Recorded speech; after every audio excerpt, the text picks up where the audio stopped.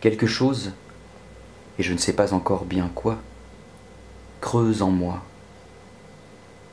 Il ou elle s'y déposait il y a longtemps, et germe. À cet instant peut-être en ai-je l'esquisse, né comme souvent d'un élément extérieur qui vient me faire violence. C'est geindre écrire que ces textes, réflexe de l'enfant qui se cache pour pleurer. Les mots sont plus utiles que les larmes. Mon père et moi, doux jeu des schizophrènes. Tandis qu'à certaines heures, bien assis, il m'offre la possibilité d'un hors-piste. À d'autres, il expire le même air aseptisé que celui, ambiant, qui rôde dans les hôpitaux et les classes préparatoires. La transformation du savoir, du talent, des aptitudes, en armes. Le savoir, le talent, quel que soit le nom qu'on lui donne, l'hydre, a de multiples façons de croître.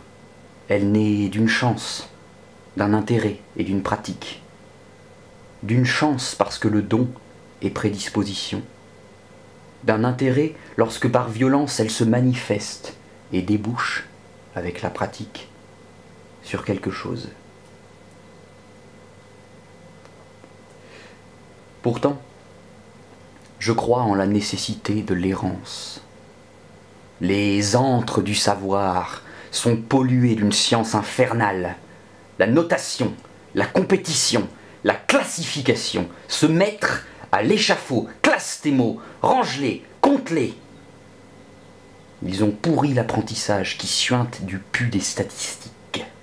L'examen est un doigt qu'on s'enfonce dans la glotte pour en vomir, en haut le cœur plus ou moins stylisé, des connaissances devant un tribunal.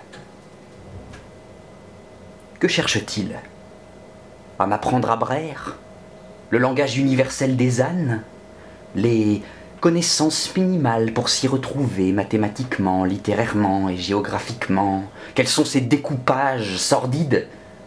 Quelles sont ces entités qui m'arrachent du bocal, me pétrissent l'âme et m'indiquent ma place?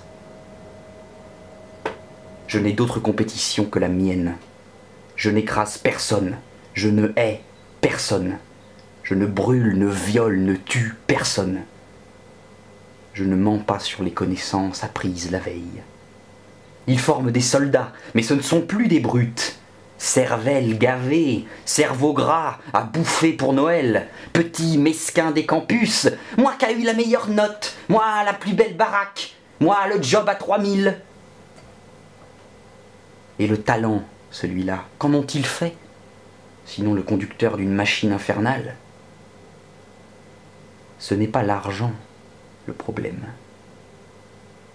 C'est l'acceptation par les gens de talent d'entrer dans cette logique. Comment ont-ils fait pour rationaliser les fulgurances, emprisonner la création et ses brouillards? Comment ont-ils fait?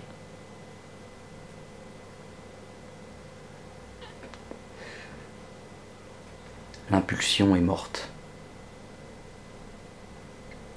Je rencontre chez certaines personnes la seule raison qui vaille de vivre, la fêlure suffisante dans ces corridors de douleur pour échapper au monde, l'échapper belle, à toute minute.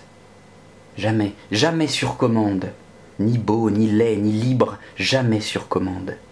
C'est hors des cages que ça se passe, la vie. Mon père et moi, pousse-moi que je tombe. Ce sont de longues années. Je n'ai qu'une réalité en objectif. Créer, apprendre et fuir les matraques du gavage des intelligences.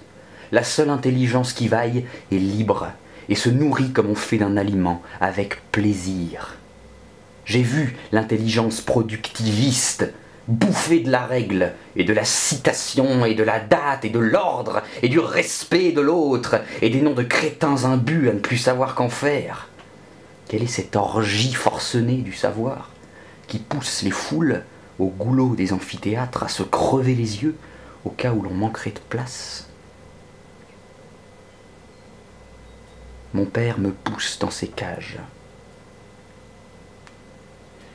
Il semblerait qu'il faille, en dépit des curiosités que je manifeste pour le monde, en dépit de rêves déjà construits et d'autres à construire, que je rentre dans le tuyau froid des troupeaux intelligents. Là où, le cerveau plein à péter, ils gisent comme des baleines à qui l'on aurait certifié pouvoir respirer hors de l'eau, bordés de naïfs canons chargés aux gros neurones, artefacts d'une société qui fabrique pensée, alors que c'est pensée qui fabrique. Rêver et faire quelque chose de ses rêves, les donner au premier venu, les fabriquer à plusieurs, n'est-ce pas la seule raison de se cultiver ou d'organiser avec son talent et ses cigarettes un quelconque travail abouti? Imaginer quelques sourires nés ailleurs, aux frontières du monde, se dire qu'à celui ou celle-là j'ai donné quelques secondes l'espoir ou le rêve qui lui manquait.